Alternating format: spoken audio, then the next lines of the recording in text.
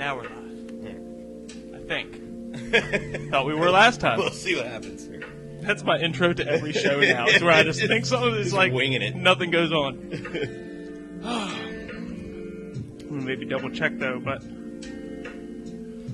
It's just gonna be a picture of you and Fernandez. yeah, no, it's what it was last time. It's just the old stuff. All right, now it's working. All right.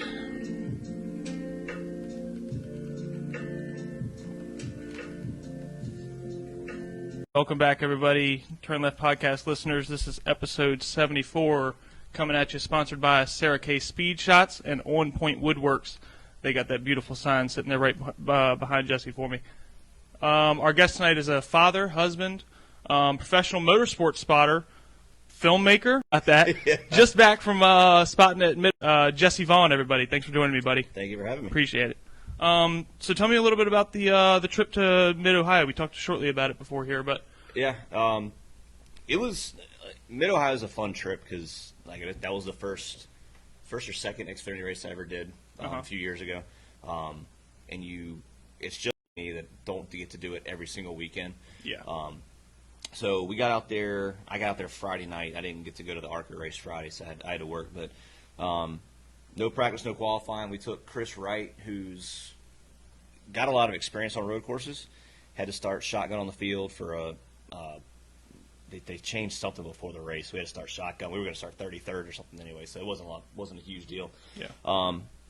From the green flag to the end of the first stage, I think we went from 34th to 15th. So we were just preaching to him the whole race, like, hey, keep taking care of it, doing a good job, and ended up picking up a lot of spots and kept the car in one piece for the most part. Yeah, it might count a little bit. Okay. You can swing it, just swing the whole thing. Um, Kept the car in those pieces for the most part. For the most part, yeah. Had a couple body shots with guys like Josh Williams and the 48, so trying to keep him on track. And then the way the pit cycles worked out in the last caution, we ended up restarting 12th with 3 to go. So we were like, all right, well, we got a chance at a decent finish and turn the luck around for the team. And he goes past me. We're racing side by side with Riley Herbst. He goes underneath the bridge where I lose sight of him, and then don't hear anything, and all of a sudden I hear him go, all right, well, we're out. Like, we're done. So got torn up.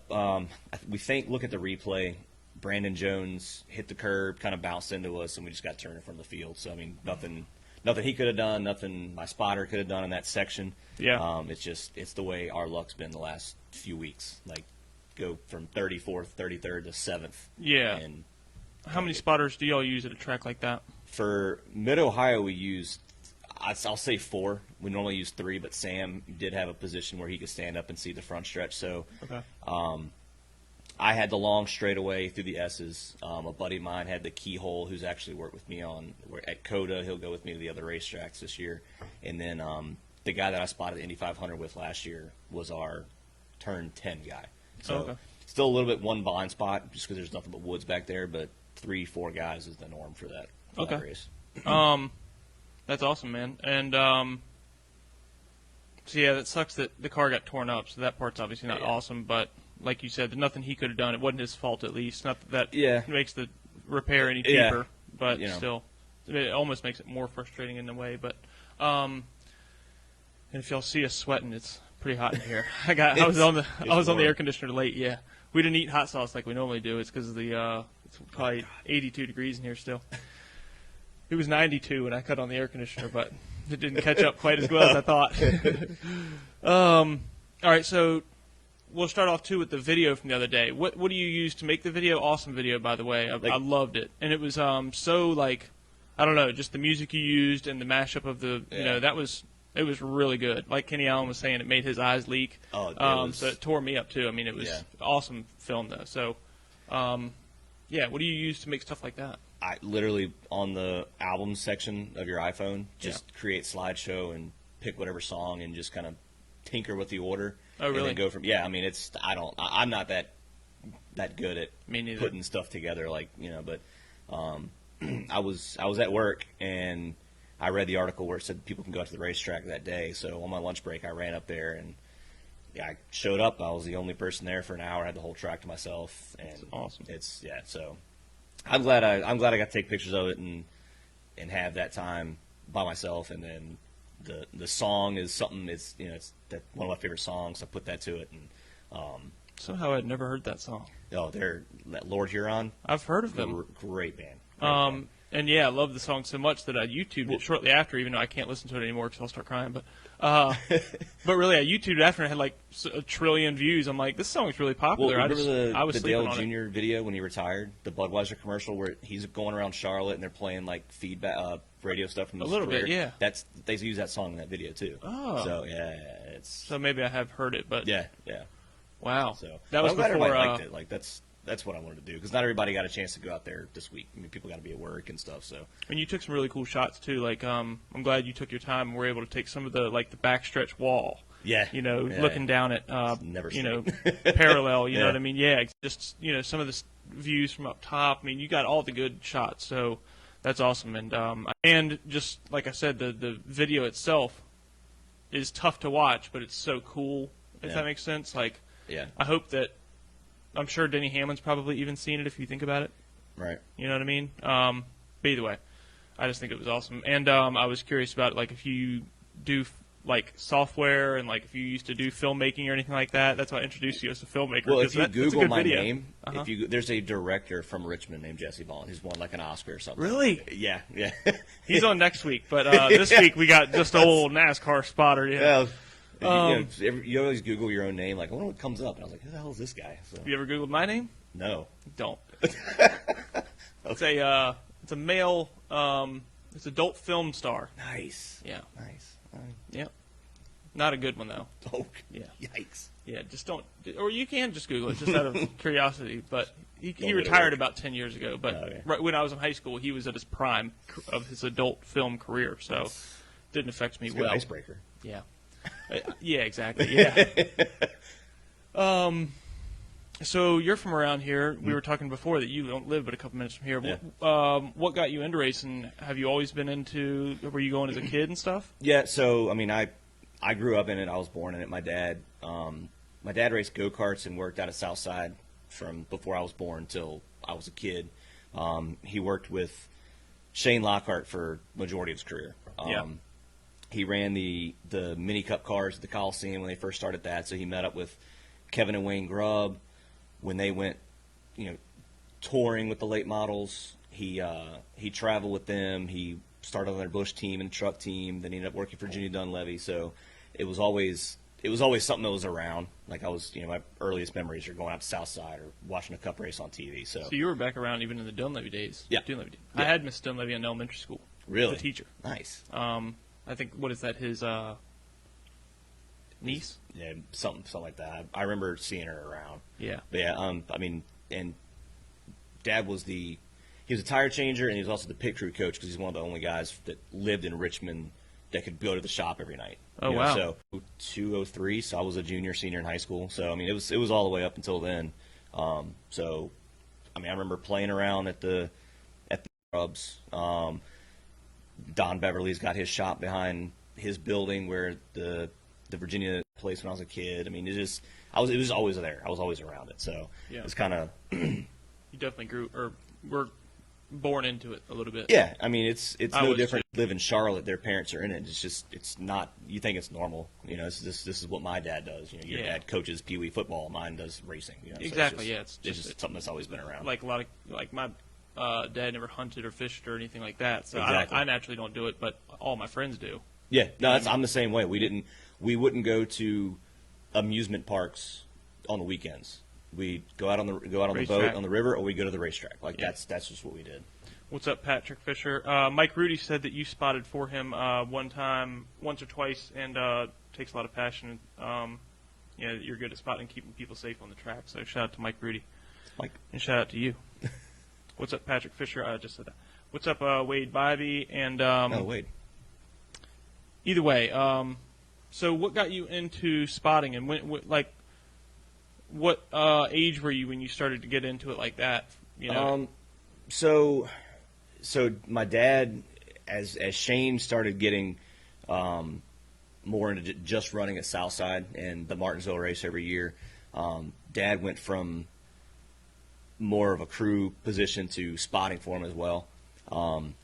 So, I'd have the radio on, and when Shane Lockhart was running, I started helping out the shop there and stuff, and it's mostly just the gopher and the tire guy. The guys that have been with Shane for 20 years are the ones that are going to be doing the major work, and I'm still just a crew guy. Yeah, Wayne's son running around, go do whatever. Yeah, so we were at Martinsville in 2009, something like that, and we were short on people on the practice day. So we're in the garage, and practice is getting ready to start, and my dad said, hey, I need to stay down here. Like, grab a radio, you're going to go spot practice. So the first time I ever spotted was Martinsville practice, 60 cars. Like, I was like, what the hell am I, like, what am I doing? Throw you to the wolves. Yeah, so I go out on the, I go up to no pressure. So, we made it through practice, didn't hit anything, and I came back down. I was like, how'd I do? He's like, hey, you did fine. Get back to work, whatever. So that was the first time I did it, and then actually Fernandez, a couple, like the next season, we were out at Southside. Like, I need you to spot for me tonight. Can you do it? Like, absolutely. Like, I'd love to. Yeah. So Greg gave me my first opportunity to spot outside of Shane, and then from there, first time spotting for a race, for an actual race was Fernandez, and same thing. We didn't hit anything, so I was like, all right, I'm 2 for 2. That's pretty good. So, but as my dad got more comfortable with me doing it, I would do it at Southside or Langley, and then Eddie Johnson and Chris Johnson. Hey, if you're available, you want to do it? Like, yeah. So I just kept jumping on cars. Like, I'll do it. Became a passion for you. Yeah, I was like, this is like I'm. I grew up around race cars. I'm not good enough to set up a car, right? Like, I don't know. I can tell you what the car's doing when I'm watching it, but I don't know what to do to make it better. Yeah. Right. So I leave that to engineering my dad side to fix it. Yeah. Yeah. I mean, I'm not gonna lie. So, but I figured, I was like, well, I'm good at watching. Like, I've been watching this stuff for 30 years. Like, it's and observing and just so just knowing what the sport is and what's going to happen next and which cars to avoid too. Is right. Yeah. Especially somewhere like Southside, you see those guys every single week. You know who's going to run how. So yeah. But yeah, as I got more comfortable doing it, I was like, this is probably what I want to. If I'm going to stay in racing, this is what I kind of want to do. So. Yeah. You never wanted? Did you ever think about driving? Did your dad ever drive? No, Dad drove go-karts, and then at Capital City, and then he raced in NASCAR. So he ran at the Coliseum, then he ran at Southside. Yeah. But I wanted to. Like, I absolutely wanted to. I wanted. We didn't have like money laying around by the time I was old enough to start looking for sponsors. Yeah, I mean, I would have loved to, but I'm happy doing what I'm doing now. It's a blast. Like, I love doing it. So yeah. Patrick Fisher says you're his mentor. That's for sure. I know. We might have skipped Patrick Fisher again. And his mohawk. Yeah. That has its own area code and personality. Oh, he's perfect. He's the first person I introduced to anybody when I go to the racetrack. Yeah, this thing's like an NFT. So you've been spotting for how long? You said you got into it, I guess, once you were how old roughly? So 2010 to 25, something like that. So, I mean, you look at it now, years. I mean, 10 years and 25, I mean, it's about average, I guess. It is, I guess, just through the natural chain of progression, you climb the ladder up to, like we were talking about earlier, you're literally a Xfinity spotter, or, you do it in the big leagues now. Mm-hmm. How did you get to that stage? Was it something that clicked or somebody that you met, or was it just the rise and grind? It was... I don't know what the word I'm trying to use is. It was a gradual thing. Like, I didn't go from Southside to doing Xfinity stuff. So yeah, we started racing with Shane at Langley when Southside started kind of going downhill a little bit right before they closed for that 1 year, year and a half, whatever it was. So we ended up actually pitting next to CE Falk for the first year or two. And CE and I are close in age, and we buddied around at the racetrack a little bit. And I'm to Langley this weekend. That car needs a spotter. Can you do it? I'm like, sure. Like, I'd love to do that. Like a touring series, like, that'd be great. So he sends me the phone number, and it's George Brunhosel, who's now he's a 4-time champion, winningest driver in that series. And he said, my guy can't be there. Can you do it? I was like, yeah, sure. It's an hour from my house. I'd love to. So I did it for George. 2 races. They called me back. I did the tour for him for a year. Met a couple guys in that series that spotted, and some of them did trucks and Xfinity, and they passed my number along. And then it just continuously, like, networking and keeping a good rapport with teams that I'd worked with 1 or 2 times. So Georgie actually used Freddie Kraft before Freddie moved up to trucks and Xfinity with Bubba Wallace. So I kind of slid in behind Freddie, and then as he moved up, I started taking like the rev racing stuff, and just anytime an opportunity would come up one step higher or a better team or whatever, I'd jump on as soon as I could. Yeah. So kind of, like I said, the natural just chain of progression. I didn't you want do IndyCar racing and stuff. You kind of just we're talking about that, but you missed an IndyCar race recently, or I saw they were going to the Indy 500. Well, refresh my memory on that. So I did the 500 last year. I did it for James Hinchcliffe, spotted for Andretti. That's awesome. Yeah, it was unreal. Like, I don't want to ever miss that race again. So we normally, or they normally get their spotter situation straight because you use two guys at that race. They normally get that straight in December or January for that coming May. So December and January, I'm like, they wanted me to come back. They told me they want me to come back, but I haven't heard anything. I don't want to push the issue. So about beginning of January, Sam Hunt called me and said, hey, how many races can you do this year? I'm like, I mean, a handful. Like, I can do, the same amount I normally do for you, which is like non-companion races, road course races, so 5, 8, whatever it is. So while I talked to him, he said, hey, I've got the opportunity to get Chris Lambert to spot our car for the entire year. I said, oh, absolutely do that. Like, Lambert's been a mentor to me. Like, he's one of the top guys on the roof. I said, you absolutely need to get Lambert involved. So a couple days go by, and Lambert calls me and says, hey, I'm going to do Sam's car for the entire year. I was like, that's awesome. That's going to help them tremendously. He said, but since you've been with Sam, I'd like to keep you on board to do the road courses with me. I was like, well, yeah, like, I'm not going to turn that down. Like, work with somebody that I've looked up to and also do, the KBM trucks. Like, yeah, sure, that'll be, 5, 6 races for the year. I'll get my fix in. I was like, only thing is we're going to be at COTA, so I'm not going to be able to do the Indy 500. So I still hadn't heard anything from Andretti, and like a week later I get a phone call. Hey, can you come back? Oh. Shit. So I'd already committed, and I didn't want to back out on Sam and Chris, and I told Andretti, it was a once in a lifetime experience, but I want to do it every year from now on. So I told him to just call me the day after the 500 this year. Call me, I want to go back. So I had to turn it down. It'd kill me not to be there this year, but I am getting to do what I like with what I love with my friends and with Lambert and with I mean not many guys from around here could say they're doing what we're doing right now. No. And so got to work with KBM. I'll get to work with them again at Watkins Glen. I mean, that's big deal. Yeah, I mean it's huge. I mean you can't. I don't take it for granted. I mean, you're like, this is awesome. This is great. So epic, yeah. Yeah, it's breaking up a little bit. Sorry, everybody. We're also on a little bit different of a setup again. That's why when it started. So I was so rushed. This was shaking. I didn't know what I was doing or what I was saying. So hopefully y'all can hear me. But I think also, too, with the Wi-Fi, the air conditioning being on and the door being closed, it might not work quite as well because we're out here. Does that make sense? Blocking the signal, I guess. Maybe. I don't know. It's warm.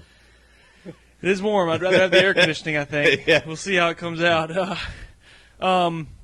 So is your family supportive of you? And, obviously, you said you flew to Ohio. I guess that would be a long drive. Yeah. God. Well, when we raced at Columbus with the K&N car a few years ago, we drove. That was like an 8-hour drive. So I think the only one I'll drive to this year will be Kinley. Jeez, pterodactyl. I know. Kinley next weekend for the ARCA car, and then if something comes together for Richmond, Martinsville, then I'll obviously drive to those. But everything else we fly to. So. Yeah. There was a dragon that flew into your face. I go, this show is off the rails right now. Good God. I don't know how they got in here. The doors are closed. And the seal, I had no bugs in here earlier, but anyway. Like I said, it's off the rails. Well, that's cool. So, what about, Chris Edwards wanted me to ask you about, he said that he wanted me to ask you about when you went to Martinsville and spotted for Grayson. And, the first race, y'all, in the last chance qualifier or something, got spun around backwards across the start-finish line. So we've taken Grayson twice, I think, 2 times, 3 times, I can't remember. And he's never missed a race, but he's also never made it in, like, a normal fashion. So the first race the first year, and I think we had a green-white checkered together with, I think, Thomas Scott. and they finished. And I talked to Thomas later. He's like, we were both doing what we had to do. I was like, I don't blame you at all. Yeah. But we doored each other, and Grayson spun around backwards like stroker race style and crossed the line in front of everybody backwards, and we made the race with the last transfer spot. Damn. So I'm on the spotter stand. Like, I've made that race. I've missed that race as a spotter. Been going to that since I was a kid, and I thought I was going to throw up on the roof of Martinsville. Yeah, so, just because of the intensity of that moment. It was stupid. Like, and not only that, to make it into the race thing, it's like it's one thing. It almost makes it like you're battling for the lead at that point. Oh, 100%. You know, it's the same anxiety level. Yeah, that's our Daytona. That's our biggest race of the year. So, yeah. I mean, I told Grayson's family wasn't involved, and his parents weren't involved in racing until he got involved. So when they talked about going to Martinsville the first time, I was like, I don't think y'all understand like it's a how big level of competition. Yeah, how insane this is going to be.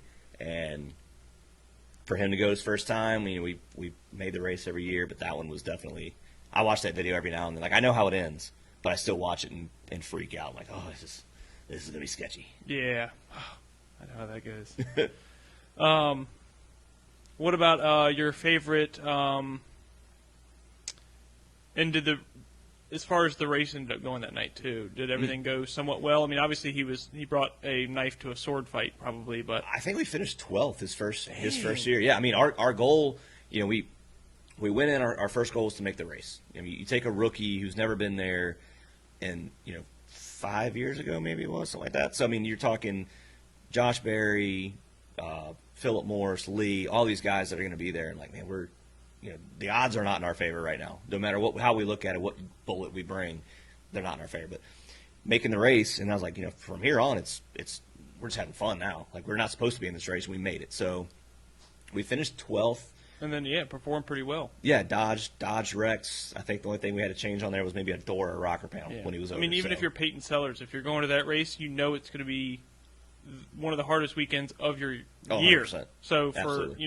a newer team to be going, you have to know that, like I said, they're really not numbered, but gunned or something, out experienced. I mean, Chris, did good. Free ride. Yeah, 100%. So it was, excuse me, it was Free Ride and Shorty. I mean, these guys that you see around Southside and Dominion and Langley, it was our normal guys, and they brought a piece for Grayson. They did everything they needed to do to make the car fast, and he got up on the wheel. He wasn't scared for some reason. Like, he'll go to whatever racetrack we go to and be out to lunch the first part of the day, but he went there and was like, I got it, and figured it out, and just. New tracks sometimes takes a long time, so the best you usually are to new tracks by the end of the race. Yeah, you're 100%. slowly picking up speed, and everybody's like, "What? How is this possible?" And like I said, Grayson, tires are falling off, and you're getting faster. Yeah, Grayson wasn't born into it, so he started in U cars and then went to late models. So it's not like he started in go karts and bandoliers. Yeah, I remember his career at the beginning and everything. Yeah, so he goes to these places for the first time, and he wants to beat himself up because he's, I want to be better, be better. So he's taking he didn't mental. outrun Lee Pulliam. It's like, dude. Yeah, which I mean, I'm good with that. Like I want my driver to be. I don't want him to get out of the car to finish in 20th. And go, well, we had a good day. Like, yeah, I agree. I like that about him or anybody that they want to win everything no matter what. But yeah, and now that he's been doing it longer, he's working for Sam now. He worked with Minnie Tyrell and Brandon Butler, who's awesome to learn from, obviously, in late models. So he's far exceeded what somebody that started like he did should have done. I mean, he could probably go out and set up a late model right now and be competitive. Yeah, for somebody else. So, and I mean, he won at Southside against the legendary Chris Dodson. That's in and of itself. That's one of my top 5 favorite memories. That was huge. So it was the championship that night, and we had pink numbers on the door. So if you ever interview Grace and ask him about my affinity for having pink on the car, we had his mom's name on the roll cage. So the car was named Aaron. We had. Was that a breast cancer shout out? Yeah. So I used to always have a ribbon on my cars. Yeah, so we had everything. She was there. His whole family was there, and then for him to put the move on Eddie and Chris at the same time, like it was everything for me to keep it together because we had been through they've taken me in as another part of their family the last few years. So for everything that family had gone through leading up to that race. And then we get the white flag. I'm like, bring it back to me. It was. Oh, it was everything, as the kids say these days. Yeah, it was wild. So that's definitely one of my favorite. Yeah, that was going to be my next question. What is your favorite race of all time? As far as you can answer it in 2 separate ways. if you want, your favorite race you've been involved with, and then just maybe your favorite race, NASCAR or not, that you've ever seen. So, as a fan, not as a probably involved. If I don't say the Indy 500, I mean that's obviously going to be a bucket list for anybody, but probably that win with Grayson, just because of where it was, everything involved. Like I said, with his family being there, how hard he had been working all year, just it all culminated that night. So that was, and then it was his first win in a late model. So that's probably my favorite one being involved in, and then watching was Davey Allison's last win at Richmond in '93. I've told this story like 100 times. So not on here. Yeah, so we were there. I was 8 years old, so we were there. We had seats in turn 1 and 2 forever. After the race is over, my dad's in the garage. I can't remember why. So my mom and I go around, the tunnel at Richmond. We're standing outside the tunnel, and somebody hands us 2 passes. Hey, you guys can go in if you want. Okay, so I'm running inside the tunnel, and they're pushing Davey's car back from the tech shed. Most of the teams have already gone, and the gas man off Davey's car says, hey, do you want a lug nut? And he tosses me a lug nut off the winning race car. So I still have that at my parents' house. Well, my mom and dad and myself are walking around the garage. We're like, all right, let's head back to the camper. Like, we're done. Well, we go to walk towards the tunnel, and Davey's hauler is sitting there. It's Davey, Larry Mack, and Robert Yates. And they're all talking about how they're going to get back to Charlotte. Who's going to ride with who, fly with who. Larry Mack was his crew chief at the time, wasn't he? Yep. So this was March of '93. Okay. So we walk up to Davey, and 8 years old, just kind of stuck my hand out, and they stopped what they're doing, shake my hand, talk to me for 2 minutes, thank me for being there, and then we walked out. So my last memory is meeting Davey. My last memory of Davey is meeting him after his last win, and then obviously in July he passed away. So that was cool to be a famer. It's just he was one of my favorite drivers growing up. Something that happened, but he was my dad's favorite driver for like a laundry list of reasons that my dad got into NASCAR late in his life, started racing, and became a Davey Allison fan. Same initials, started racing when he was 28. Like a bunch of weird things. I was born on the 28th. Like it's everything. Weird stuff. Yeah. No, my family always does that. They got to link it up like 10 different ways. 100%. Yeah. Like think all day at work about how they. So anyway, Cameron said Grayson was one of the guys who could pass on the outside. He remembers messaging him about a race where he, I guess, did it. It doesn't show me the whole comment. But what's up, Matt Cheatham, and what's up, Kyle Bunn? And what's up, Bryson Hoff? So that was your favorite win as a fan watching Davey Allison. Mm-hmm. You said your favorite one as a either the Indy 500 or the Southside one. Yeah. What about what is your favorite track to view as a fan? Locally, not NASCAR. Locally to view. You can include Southside since it's I guess soon Southside. to take it out. Huh? Yeah, I know. I guess Southside. That's the one I went to the most as a kid. I remember going to Langley as a kid when they said the wooden bleachers. Oh wow! It was like a death trap. I'm so glad. I think it was Wayne Wyatt that ended up changing it to building the aluminum ones. But I remember going to Langley as a kid, watching Phil Warren and all those guys racing out there. But probably to watch, probably be Southside, I think. Did you ever go to Old Dominion? They had wooden bleachers up until they took the place down. I don't remember if I ever went there as a kid. It definitely wasn't something we went to a lot. I remember going to Langley and South Boston and Southside a lot, and Myrtle Beach. I don't know. I honestly don't know if I ever went to Old Dominion as a kid. It was kind of like New Dominion, but and like I said, wooden bleachers. This track was old with a capital OLD. Yeah. Potholes the size of this table in the track. You literally couldn't run. I was in a street stock class at the time that ran street tires. You had to take a hard compound street tire up there because any soft tire that we'd use at Southside or anywhere else for obviously grip and speed, it would just rip the treads and stuff clean off of the tire. So I heard horror stories. Yeah, you couldn't even use decent tires. So, and it was farther up north, so it was about 2 hours from here. Okay. So it was kind of a pain to get to. The only time I went was when Southside Speedway briefly closed down for a little while. Okay. They made a division for us. Gotcha. Or Mike and O did, or something. They worked out something. Right. But yeah, talk about sketchy bleachers. Wooden bleachers are sketch. Yeah. I've never been to Langley. Ever since I've been to Langley, it's really been nice. Bleachers, nice setup. Bill and Wayne Wyatt when they. I don't remember if Bill bought it with Wayne, or Wayne was just promoted, whatever it was, but Wayne put a lot of money into it, and I remember when they built those new bleachers, everybody's like, wow, this is like Richmond over here. I mean, yeah. But I remember climbing those wooden bleachers as a kid, like, please don't let me fall through. Like, this is scary. Yeah. Did you used to spot at Langley for CE Falk? No, I never spotted for CE. He's asked me 2 or 3 times when his normal guy wasn't there, and something happened where I wasn't available. But you'd already signed for somebody else or something like that. Yeah. You friends him? You Yeah, get him to yeah. accept my friend request? Tell him I don't to think he accept likes me. I made a comment like about the whole Kyle Larson thing and him like 10 years ago. Yeah.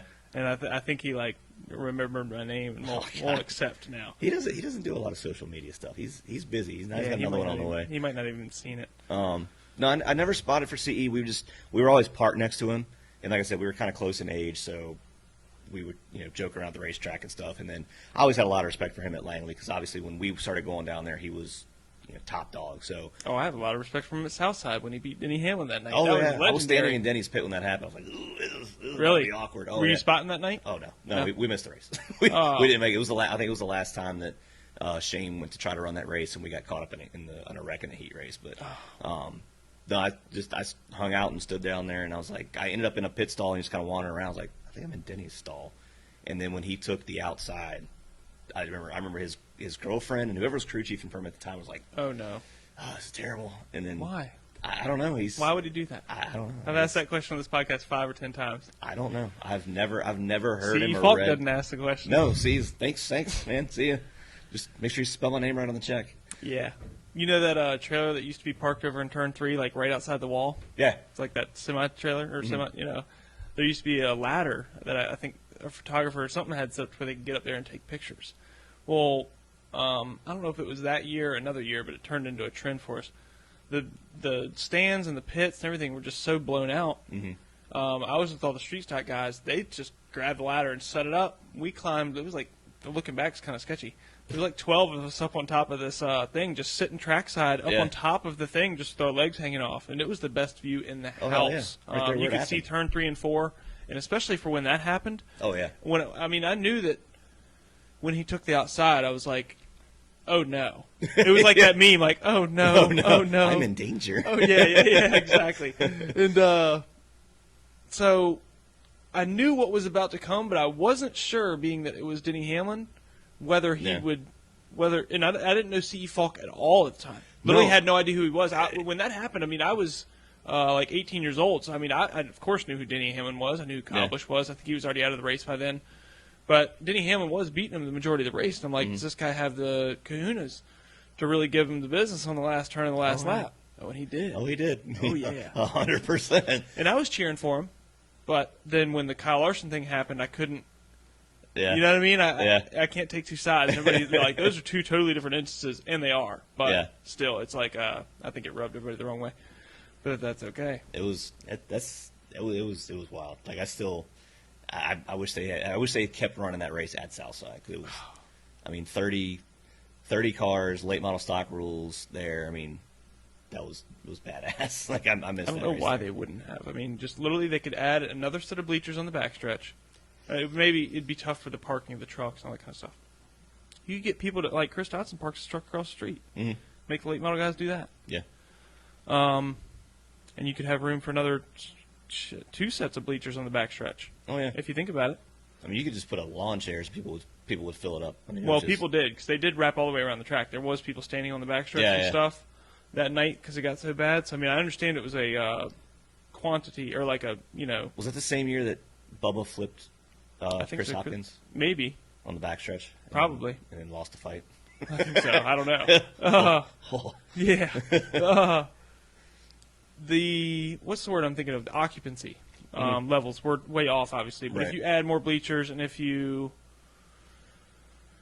can even add some over in turn 3 and 4 if you take the semi-trailer out of the way. Yeah. I don't know. I just think there would have been a way to do it, and I think that if they would have done it, it would have had a better chance of maybe encouraging the family to keep the track open. I don't know. Yeah. I'm literally talking out of there's so many things that, like me, you, the people on the Remembering Southside Speedway page, like everybody wants to keep it open. Obviously we don't know inner workings of what Sue and Jennifer are doing with the track, but I mean, there's still so much possibility there. There's still so much you could do to that place, with the right person running it. Yeah, and even if they want to make a clause that it can't be Southside Speedway, turn it back into Royal Speedway. Yeah, how cool would that be? Royal with 2 L's. What is that? Oh yeah, They'll just change it to 1 L. Yeah, I mean, it's just we haven't run there a year and a half, and it looks like nobody's been there in 20 years. But I mean, I don't know. I mean, North Wilkesboro has been abandoned for 25 years, and now they're talking about redoing that and reopening it. So I mean, I don't know. Maybe somebody will sneak in and outbid whoever else has got a bid on it. And when I was there, I took bids in on it, but you didn't know who or what they wanted to do with it. So I don't know. I mean, hopefully it's somebody that has some deep pockets around here that likes racing. And have you ever been to North Wilkesboro? What is that? Just in a crappy town? Why? How does a piece of property like that just sit for so long with? Well, SMI is SMI. Yeah, SMI still own it. So, if they don't want to build anything, then just let it rot. Let it sit there. But they pay tax. So I mean, you don't. I feel like I don't obviously own any racetracks, but I feel like if you own something like that and you're just letting it sit there, you're letting it sit there for a reason.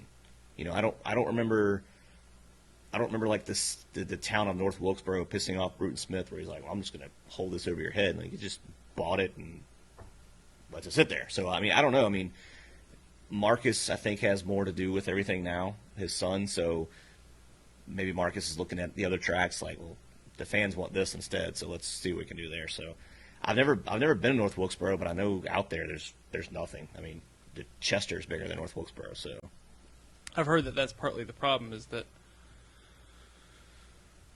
the town didn't really not only design for that many people, but to have a NASCAR track nowadays, but it did it at one point. Two, the parking apparently in an empty town of nothing. Yeah, I mean, you look at where I was yesterday. I mean, Mid-Ohio is literally an Amish country. We passed a horse and buggy on the way to the race. Like, there's nothing around. We're an hour from Columbus, I think an hour from Cleveland, and there's nothing around. I mean, it's in the middle. You're driving through like farm country, and then there's a racetrack. So that I don't quite buy that excuse now.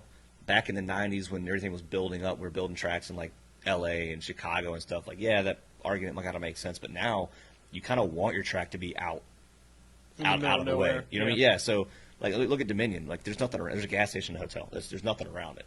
Or Martinsville. The city of Martin, there's nothing around Martinsville, south of the city. Back when that track opened, there was nothing anywhere. Yeah, I mean, so I don't know. I think maybe they're reevaluating now, and they're like, well, we got plenty of room, so a Camping World store there. So I don't know. It is. I want to say that Bud Allen and Chapman went there and raced a U-Car race there. That would be wild. I really they ran a couple late model races there. Yeah, this was like back in 2008, 2009 or something. Right. A long time ago.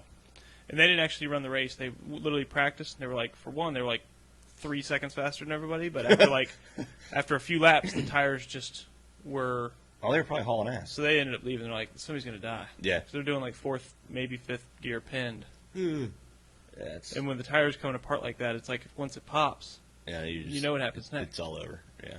So they ended up packing it up and going home, but they were fast. Yeah. And they tried to talk to the track like, hey man, you shouldn't. Somebody's going to die out here. And he's like, well, y'all don't have to go that fast. You're like 3 seconds faster than They're like, yeah, but you can't. You're not going to know from inside the car how bad the tires are. If somebody starts catching me, I'm going to pick it up, and then the tire's going to pop, and I'm going to die. Yeah. So yeah. What about your favorite local drivers of each division? I usually do that as a segment on here. Bandoleros. And have you spotted for essentially every division throughout your career? Not throughout your career, but at some point in your career. Probably. I spotted for a Bandolero at Dominion a few weeks ago. Oh, really? I think so. Yeah. I can't remember. I'm terrible with names. It's the heat. It's probably the heat. Bandoleros, probably Riley Music, just because of Phil and Anthony Warren. Yeah. And Legends, Spencer. Probably Spencer or Tommy, just because, hanging around them, I was never involved in Legends cars other than helping those guys out. And Cody Carlton, I actually won a couple races with Cody. Oh, really? He doesn't do the Legends as much anymore. He does more of the go-kart stuff. Yeah. But And he had a late model ride for a while. What happened to that? He did. I guess it don't wasn't his car. I guess it was I think it was Andre's. Cody's a wheelman. We had a lot of fun. I spotted for him a couple of Legends races and actually in the arena car at Hampton one time. So. Oh yeah. So he was good at that. Yeah. So I had fun with Cody. Legends probably like Spencer and Tommy. U cars like you Chapman. Can't pick me.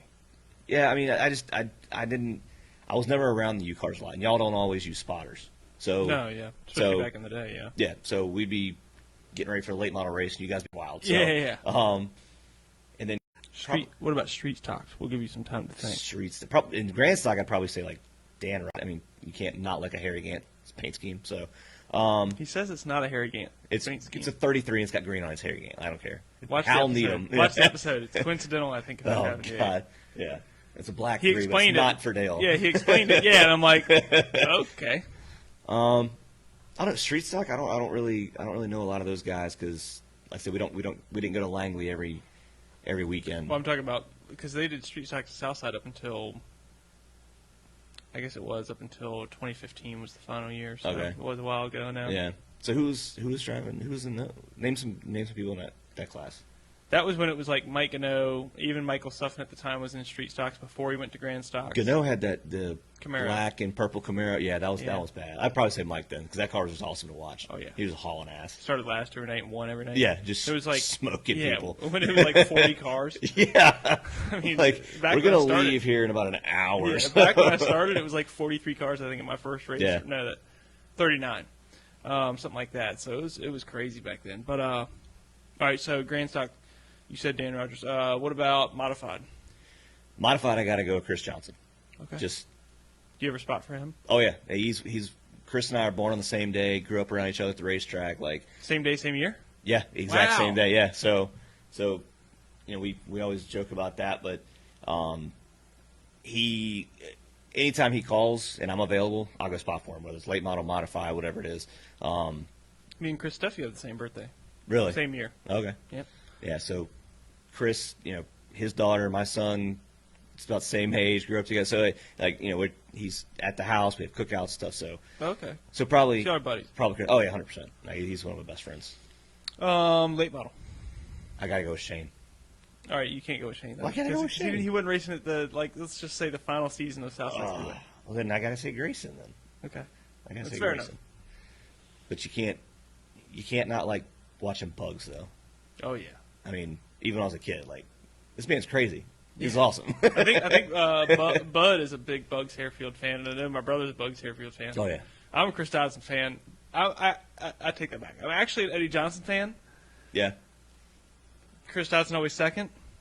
Chris Dodson's been on the show, so Eddie Johnson's got to take a back seat until. You need 2 hours with Eddie because he's got slow talker. He's got way too many stories. Yeah. He's seen it. He's seen everything. I mean, he's seen everything. Eddie, I spotted for Eddie a lot. I've won a couple races with Eddie. But that's pretty cool. Oh, he's super laid back. Like he's awesome. Yeah. He treats everybody like family. And if you help him on the race car, you're one of his kids. Like it's 100%. So, that's cool. Yeah, the whole family. I've heard he's not exactly the type that would do a podcast type thing. Probably not. Yeah, not really.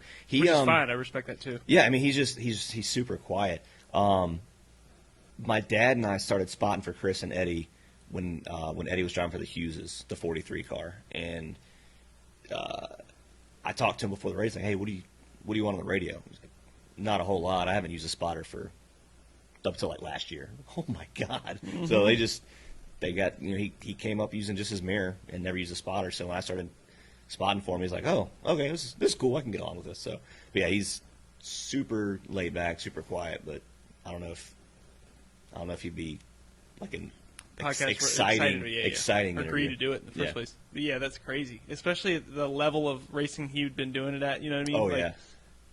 I used no radios, or I just didn't have radios and didn't use any for the first maybe 8 years of my career, 7 years of my career, and then once I started driving for Bud, obviously he had radios and everything. Mm-hmm. So, I mean, I didn't have the setup in my helmet or anything. In fact, I agreed to drive Bud's car at Dominion and then didn't even think about it. Didn't even think if he thought about it. And it's like the night before, I'm like, hey, by the way, I don't have, hookups in my helmet. Like, I don't have anything. So, is that okay? He didn't care at all. So I was like, okay. Yeah. But a lot of people obviously would. They'd be like, no, you're not driving my car without a spotter, Yeah. dude. You know what I mean? Like, that's insane. So obviously before the next year when I drove for him full time or half time or whatever, I got the helmet set up and everything. And it is nice to have, for sure. Yeah. It changes the whole game because, I don't know, sometimes you like it to be loud. Sometimes you like, loud and soft too. But sometimes you like people to talk more. Sometimes you like people to talk less. So once you build the rapport and the relationship with the driver, that you know what they want, you 100%. know, they know that you know what they want. It just makes it a whole lot better. I don't think people understand the benefit of that. Yeah. Because when you're comfortable inside the car, that's the only time that it matters. You know, you can be comfortable all week leading up to the race, but if you're not comfortable in the car, or if you're annoyed at your spotter or something like that during the race, it could severely affect the ending of the race or how you perform. Right. I mean, I've been yelled at by every driver I spotted for. Really? At least once. I mean, it's just you're the one they're talking to the entire race when they're pissed off and hot, and which is fine. So, like you said, somebody wants something. Shane and Grayson want something every single lap, like 100%. Tell me absolutely everything going on around them. And then somebody like Chris Johnson, just tell me what's going on around, and if there's nothing happening, don't talk. Chandler Smith in the truck. I spotted for him for Venturini at Memphis last year, and then the truck at Coda. If there's 5 laps where he's by himself, I won't talk for 5 laps, and he's perfectly happy with that. So you just got to know what the driver does and doesn't like. And before a race, before practice, I try to make it a point, like, hey, what do you want? Try to build that. Yeah, because if I don't need to talk because it bothers you, I won't do it. But if you want something every single lap, I'll be a flight controller the entire time. Yeah, and the funny thing about these damn race car drivers, all of them think that you know how they like it. Yeah, you know what I mean? Like 100%. none of them think about how that driver over there gets his information totally differently. Yeah. And less often or more often. Yeah. So they get somebody new on the radio and they're like, what? You know what I mean? Yeah. So I can only imagine how tough that would be, especially doing it at the caliber you're doing it, where you're traveling and not switching up, but you do it for a lot of drivers. So yeah, trying to learn that in 2 weeks ago at Coda, I was with 3 different guys, 3 completely different personalities. Really? So Chris Wright in the 26 is really quiet, doesn't talk a whole lot. He's a road racer, so he doesn't need a whole lot of information on how to drive the car. He just wants to know what's going on around him. Chandler Smith doesn't need to be pumped up on the radio. He just needs to know what's going on around him and what the faster guys are doing because he's not a road racer. And then Anthony Alfredo wanted constant information just to get better. So it's 2 days, 3 different guys where you're changing up how you're giving information over the course of the weekend. So okay, and I guess that's another thing too is trying to figure out how much you need to kind of coach the driver and motivate them and talk them up, as opposed to, like you said, some drivers don't want it at all or don't need it. Yeah. As opposed to some drivers, they literally, not can't drive without it, but it really makes a big difference if they're pumped up and if they know that somebody in their ear believes in them. That adds a whole other element to it, you know what I mean, that I never even thought about. Because I've only had maybe 2 different spotters, like my brother and Bud, and that's really about it. Maybe Bo one time. So, I don't know. I can only imagine the difficulties of learning all those different people. You said you've been pretty much cussed out. Is it ever directly at you because of something you did, or it's usually they're just hot-headed and you're the one hearing it? Mostly that. Yeah. So I'm not going to throw don't name names. But you don't even have to tell a story here. But no, but I mean, and then after the race, the driver will come up like, I didn't mean to yell at you. Like, I get it. That's fine. It's 1,000 degrees in the car. You're used to it by now. Yeah, I'm not going to take it personal. You're not going to be able to do this very long. In the sport, So it's not a huge deal. And then if they want something to change, I'll change. It's whatever you asked me to help you, so whatever you need me to do, I'll do whatever. It's not going to hurt my feelings. Well, that's good. When's your next race? We were talking about it before here.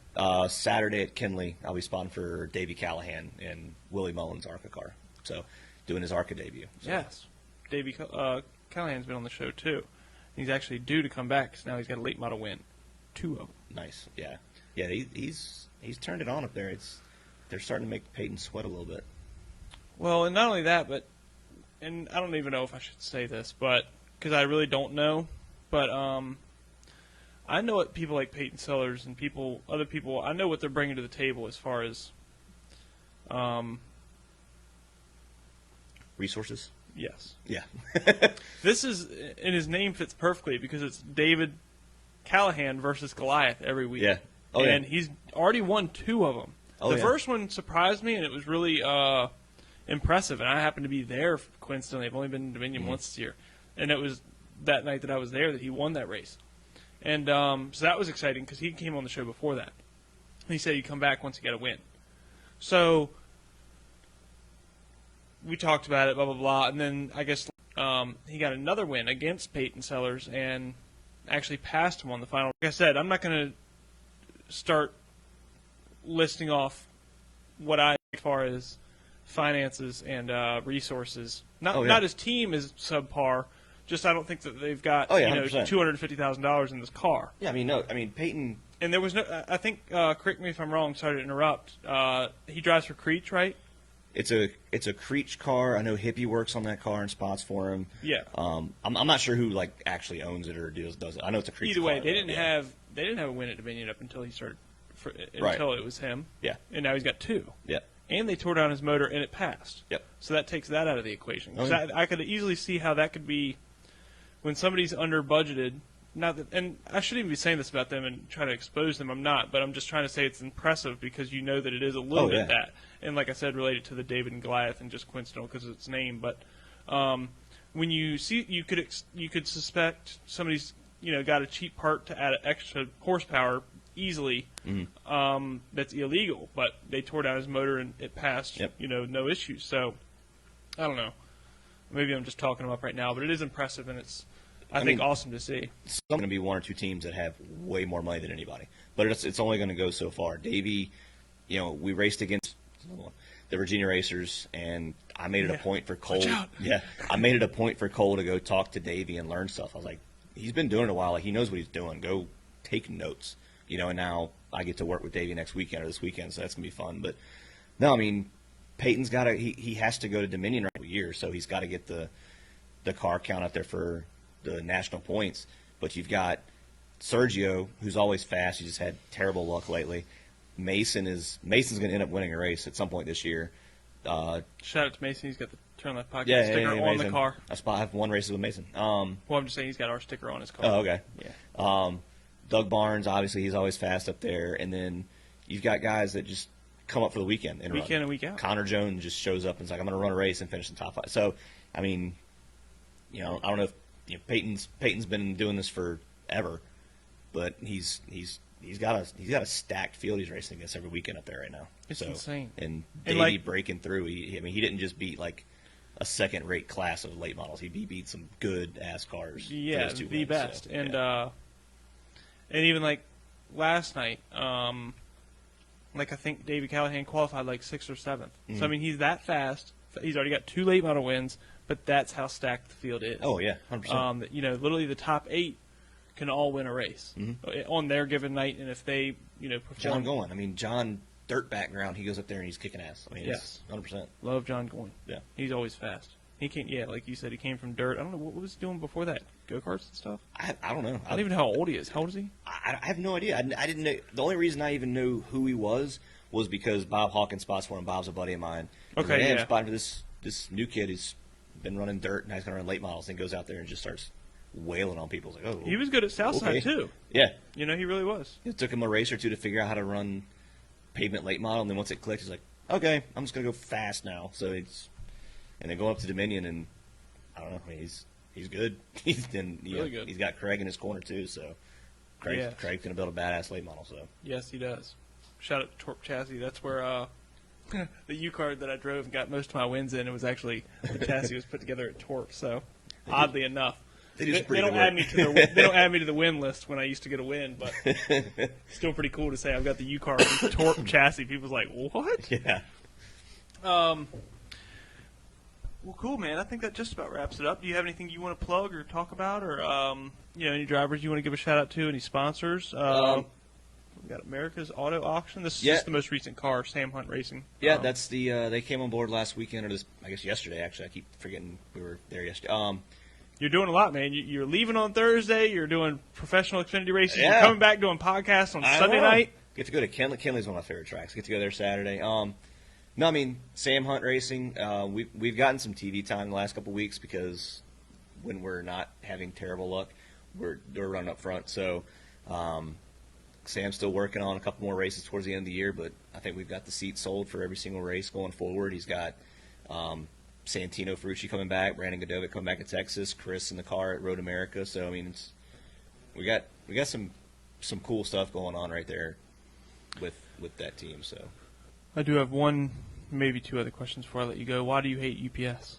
Why do I hate UPS? I was going through your pictures, like to pick stuff for making the promo, and I saw like a UPS with a big circle and a dash to it. No, that was something else. That was something else. I've been there since I was 18. Okay. Yeah, that was something else. Okay, my bad. I didn't know where you. I had no idea. I just saw it. I'm like, that's a weird picture. No. Yeah. That was something different. Yeah. Totally different. That was when you were mad at. I didn't like Dale Jarrett. No. Yeah, that's what I was trying to think of. You stole my joke. You did it better. I like that. That's good. I couldn't have delivered it like that anyway. All right, well, I'll close it out with that. Thanks for joining me, man. Thank you for having me. You're like walking distance away, so if you ever want to come back on, or if you ever have a something you want to talk about, just let me know, and we can set it up any weeknight. Heck, I think you're the first Sunday night episode. Nice. I'm trying to work with everybody too, because obviously weekend schedules during racing season for a show that does mostly racing stuff. Yeah, it's a little touchy. I can't exactly expect people to be like, "Hey, man, can you skip your late model race and come over and do it?" Love to. Yeah. Hey, tell Sam Hunt you got a podcast to do, okay? I'm not going to be in Road America or Indy. Yeah. Ethan's. Yeah. I'm going to be in Ethan's garage getting bit by a damn giant mosquito and hot as hell. All right, thanks, buddy. I appreciate it. And I'm going to upload it sometime the next day to YouTube and Spotify, Apple Podcasts. So if anybody asks about it, you can find it there. Obviously, Apple Podcasts, Spotify, there's the downloadable audio-only versions you can listen to whenever you want. Obviously, YouTube, burn your data up, but you can see our pretty faces. Hopefully it didn't break up too bad while the internet was acting up there for a minute, but we'll find out. Yep. And hopefully next week I'll get it set up a little bit differently to where I can get back to reading the comments on the fly. Thank you again, Jesse. That sticker's for you, by the way, buddy. Thank you. Have a good one and join us anytime. Thank you. Thanks, buddy.